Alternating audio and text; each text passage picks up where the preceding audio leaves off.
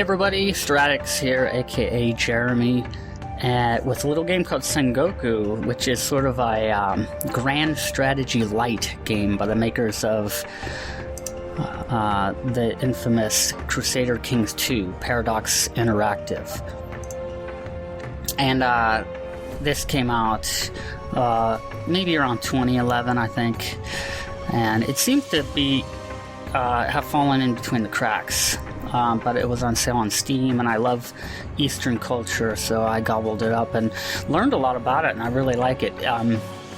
It's not nearly as in-depth and complicated as Crusader Kings 2, but it uses the same pre-engine, I guess. We're going to start a game here. I'll talk more as we go on. There's different ways we can start. We can do suggestions. Here's a little word. Here's suggestions on even who to start as, and mousing over this is, well, we can click on it to go to them, but it's not telling us the name of the clan or dynasty, but it's pretty much the name of the person. So this is the Hosokawa clan. This is the Yamana clan up here by the leader of Yamana.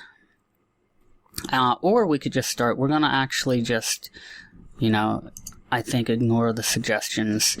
I learned a bit about this, but I want to try something that might be a little bit hard.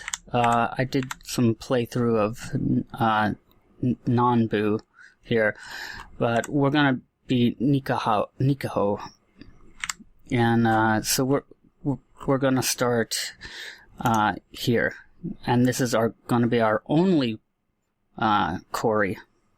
They call it a Kori, or province. And we'll go ahead and start this. We'll just take Clan Nikaho.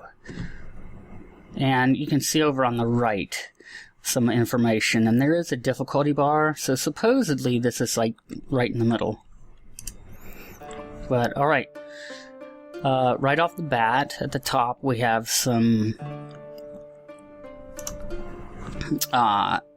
notices. Pretty much the first thing you need to do all the time is you need to appoint your court, which is Masters of Ceremony, Arms, and Guard. And I turned off tooltips. There's the settings. I could turn them back on. I want to help cement them into my memory, though. I'm going to see if I can remember this. And you don't really need it to see that this says diplomacy. These icons here pretty much showing what you want. Ceremonies, you want diplomacy, martial, and intrigue for guard. So we can sort. This is our court members we can choose from. And here's the different stats. So we can just click to sort by diplomacy. And we have someone down here. Nikaho Tamenobu, son of Tomotaka, which should be us. Yes, that's us at the top left corner. So we're going to choose, and he has double digits for diplomacy, which is cool. Now here's his other stats. You can sort of see what they do. Charismatic negotiator is a negative to martial, but we get a bonus in intrigue, diplomacy, and fertility. If he doesn't already have a wife, we'll want to be marrying him off. Being such a tiny clan with only one area, it might be prudent to try to increase our numbers in the family. Hunter gives what? Martial of obviously arbitrary, and charitable. It gets plus. That's pretty good diplomacy, I'd say. So let's go ahead and assign him. Master of Arms, we want martial. We'll do the same here.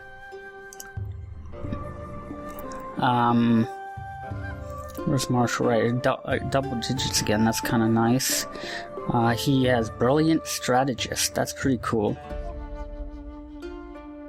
So that is Nikaho Yukishige.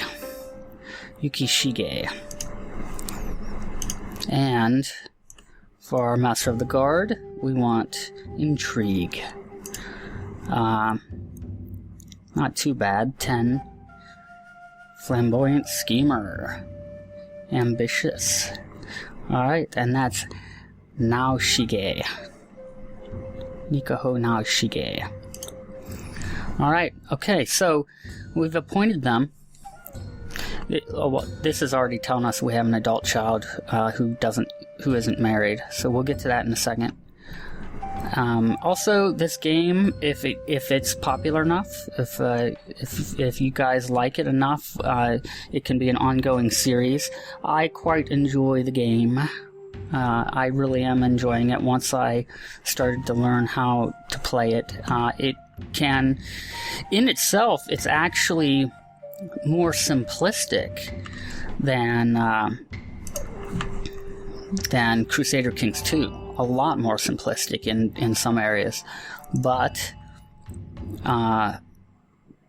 we have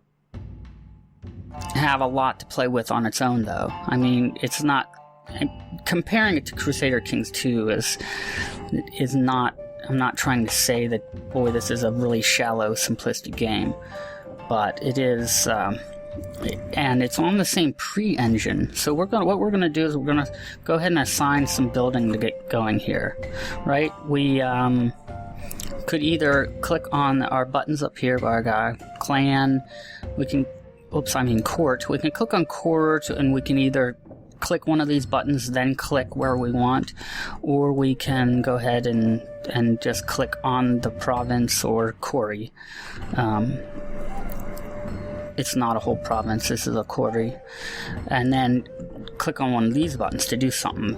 If we click on village, by getting a village builded up, this is sort of like a resource management game too in that respect.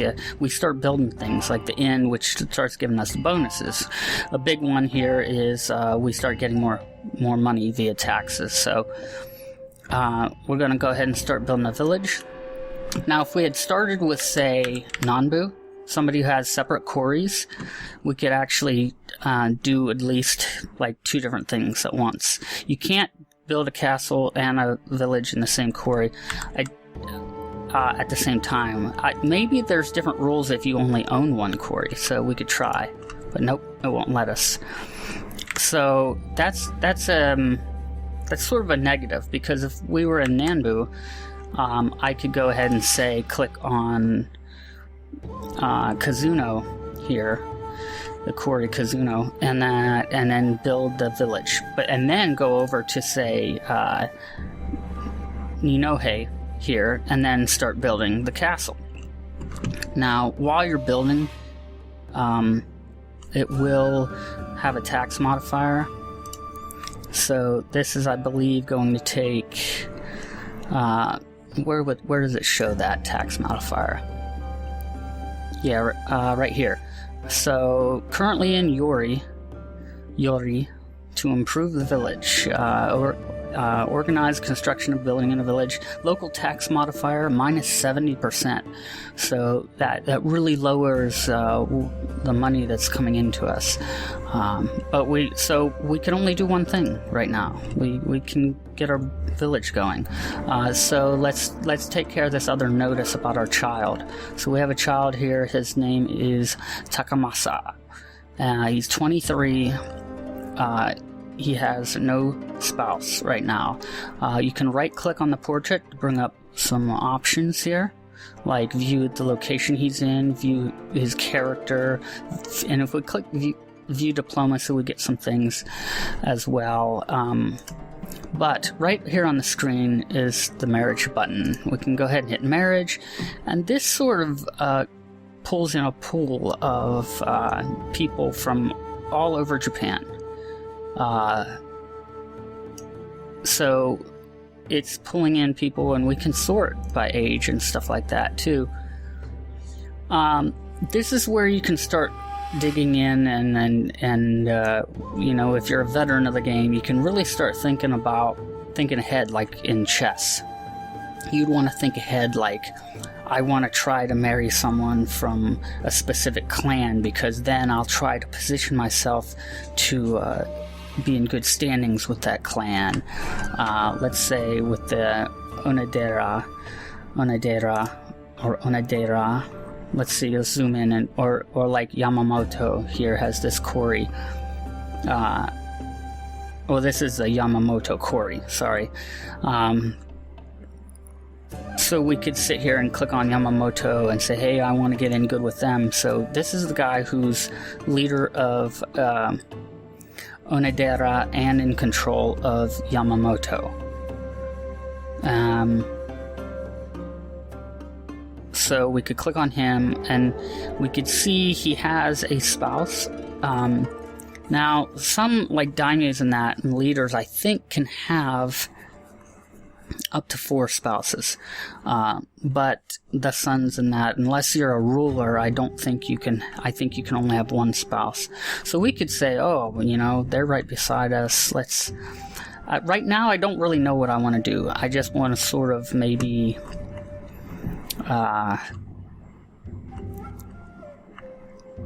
I think I just want to sort of be a little more random at this stage. But you can think ahead like in chess and try to think 20 moves ahead if you want for this. So what I'm going to do is... whoops. Let me go back to my son here. Was it Taminobu? Oh, it was Takamasa that needs... So let's just maybe try to pick one. We are, like I said, we are... Nikaho, and we're in the province or in the Kori of Yori. I know the names will be crazy. And we are 23. We have diplomacy 2. Martial isn't too bad. Diplomacy's low. Diplomacy is pretty important in this game, especially if he's my heir to Clan Nikaho. Maybe I want to look at high diplomacy in some women, and well, here's one right here. She has pretty good diplomacy.